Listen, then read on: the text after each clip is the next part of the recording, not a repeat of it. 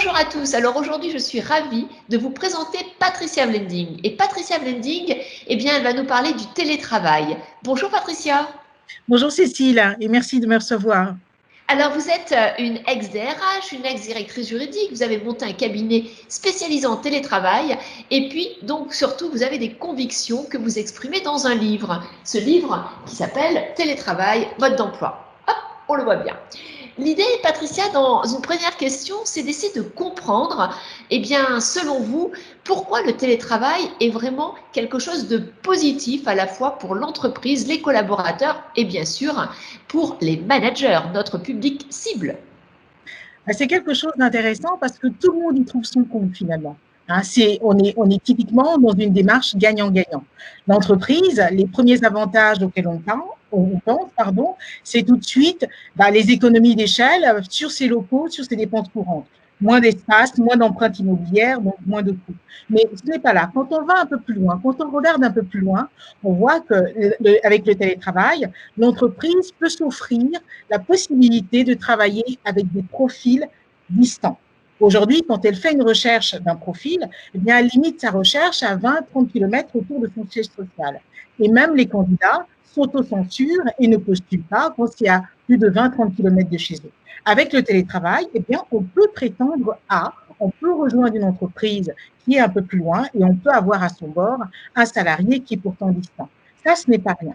Un autre avantage aussi, c'est une meilleure qualité de vie de ces salariés. On sait que ce point-là intéresse hautement les entreprises. Meilleure qualité de vie, donc baisse de l'absentéisme de courte durée. J'ai besoin d'un quart d'heure pour recevoir mon livreur. J'ai besoin de 10 minutes parce que je sais que j'atteins un recommandé et que mon facteur va passer. Je n'ai plus besoin de prendre en congé ma demi-journée pour faire ça. Eh bien, je suis en télétravail et pendant 5-10 minutes, je sais vaquer à cette autre occupation qui concerne ma vie privée. Donc, les avantages pour l'entreprise existent et d'un autre côté, les avantages pour le salarié aussi.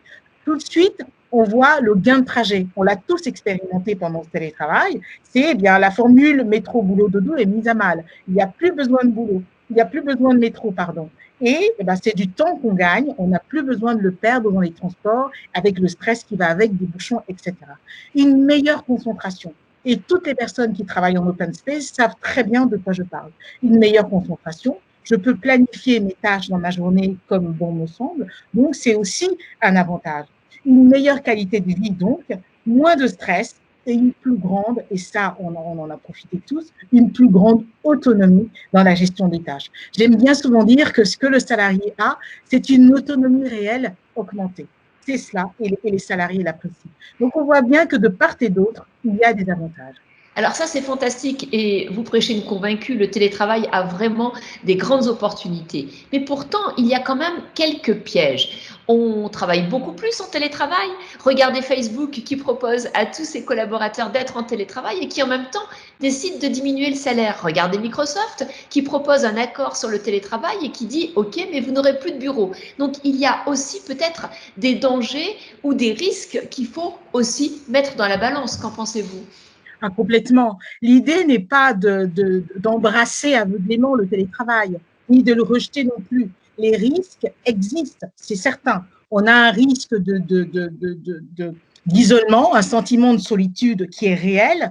On a la dilution du lien d'appartenance à l'équipe, c'est aussi une réalité. L'addiction au travail, on s'oublie au travail, on a du mal à couper, on a du mal à se déconnecter. Ça aussi, c'est une réalité. L'hygiène de vie, l'équilibre de vie privée, vie professionnelle, on a ce qu'on appelle une confusion de l'espace, des espaces quand on est chez soi. La maison accueille le bureau et le bureau est à la maison. Quand est-ce que je m'arrête? Quand on est dans les locaux de l'entreprise, eh bien, à 18h, 19h, eh bien, on rentre chez soi. Et personne, après le journal télé, ne dit je vais reprendre les clés, je vais remettre mon manteau et je retourne au travail. Alors que quand on est en télétravail, eh bien, quelque part, on remet son manteau, on reprend ses clés et on va au boulot parce qu'on tend juste le bras et on ouvre son ordinateur ou on prend son smartphone et ça y est, on est de nouveau au travail. Donc, il y a un vrai risque d'addiction et des difficultés à se déconnecter. L'hygiène et l'équilibre de vie, donc j'en ai parlé, et une augmentation des risques psychosociaux du fait de tout ça. Donc, les risques, les inconvénients existent et il ne s'agit pas de dire, eh bien, c'est une bénédiction ou c'est une malédiction. Il faut juste être bien conscient et c'est en étant lucide, en ayant en tête les avantages, les risques, eh bien, qu'on fait ce qu'il faut pour appréhender les avantages et s'éloigner des risques.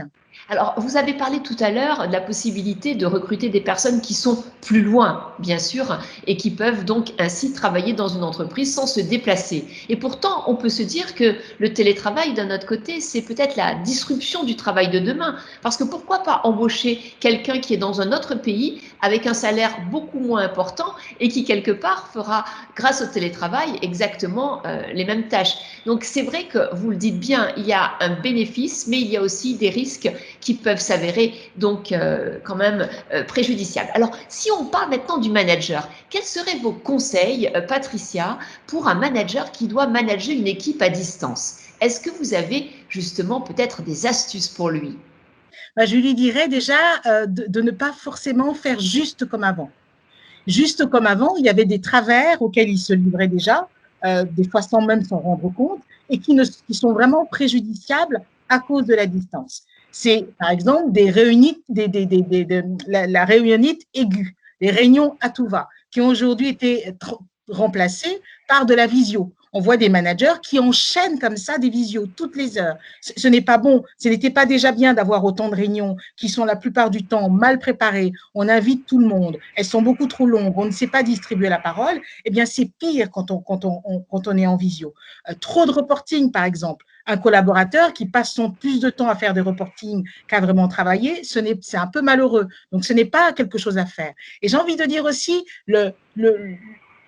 le manque de confiance, un peu le flicage, parce que chez nous, on a cette idée que parce que je te vois, tu travailles. Eh bien, comme on ne voit plus, est-ce que pour autant les gens ne travaillent pas? Est-ce que loin des yeux signifie qu'on est loin du labeur? Je ne le pense pas. Et ça demande que le manager fasse confiance, qu'il n'a pas à fliquer les gens, il n'a pas envoyé des SMS à tout va, des sollicitations de visio qui ne sont pas justifiées, etc. Donc, je commencerai par lui dire que certaines pratiques qui étaient déjà malheureuses en présentiel, eh bien, qu'il n'ait pas envie comme ça de les dupliquer et qu'il en ait de nouvelles. Et les nouvelles, ça commence par la confiance. Ça commence par la confiance et cette confiance, c'est aussi, je vais plutôt que de surveiller comme ça, d'être sur le dos de mes collaborateurs, je vais être à leur côté. Je vais me rappeler que manager, c'est avant tout servir. Alors, on va convenir d'objectifs. Je fixe un objectif, j'ai un point de départ, j'ai une date d'arrivée et entre-temps, j'ai des points d'étape. Et tout simplement, ces points d'étape vont servir à demander à mon collaborateur, est-ce que tu as besoin de mon aide? Est-ce que tu as besoin de plus de temps, de plus de budget, peut-être d'une formation? Eh bien, ce collaborateur, entre-temps, il avance tout seul, il est autonome et ça, c'est un vrai plus. C'est également, on parlait tout à l'heure de démarche gagnant-gagnant, c'est une démarche gagnant-gagnant. Le collaborateur voit son autonomie augmenter et la motivation est boostée, il révèle ses talents, il fait à sa façon, j'ai envie de dire, en sachant qu'il peut toujours compter sur son manager. Le manager, lui, ça lui donne un peu plus de temps, il peut se consacrer à ses propres missions, il peut se donner plus de temps au reste de l'équipe parce qu'il doit animer le reste de l'équipe.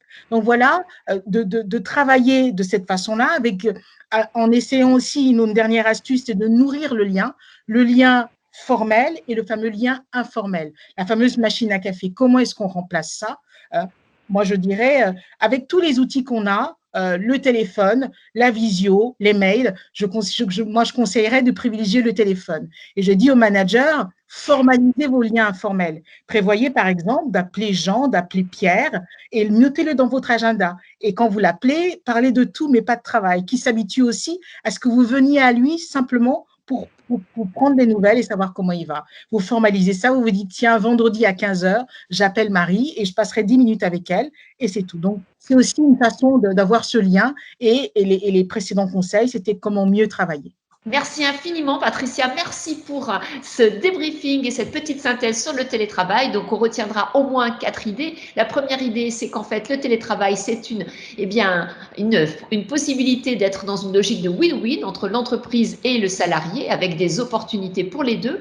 On peut bien sûr avoir, grâce au télétravail, de nouveaux profils, gagner bien sûr sur la QVT, sur les arrêts maladie. Et pourtant, il y a quand même des risques à prendre en compte. C'est pour ça qu'il faut des chartes, qu'il faut faut négocier avec les partenaires sociaux et qu'il faut un cadre de confiance. Et puis pour le salarié, c'est bien sûr la possibilité peut-être d'être plus adaptable, d'avoir un équilibre vie personnelle et vie privée, mais le pire ennemi du télétravail pour le salarié, c'est le salarié lui-même qui va vite peut-être être addict, vouloir en faire trop et démontrer par culpabilité qu'il travaille. Donc en fait, essayez de vous freiner aussi quand vous êtes en télétravail. La troisième idée, me semble-t-il, c'est vraiment cette idée que le manager a des nouvelles pratiques à intégrer, des pratiques pour créer du lien. Vous l'avez bien dit, Patricia, créer un lien à la fois individuel, collectif et un lien aussi informel, mais également repenser toutes les méthodes d'animation, d'intelligence collective pour pouvoir faire ce qu'il faisait en télétravail,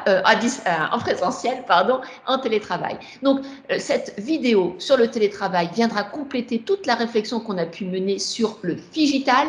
Que doit-on faire en présentiel? Que doit-on faire en télétravail? Parce que c'est la complémentarité des deux qui fera que demain, nous serons dans une entreprise qui aura avancé dans ses pratiques. Merci, au revoir. Merci Cécile, au revoir.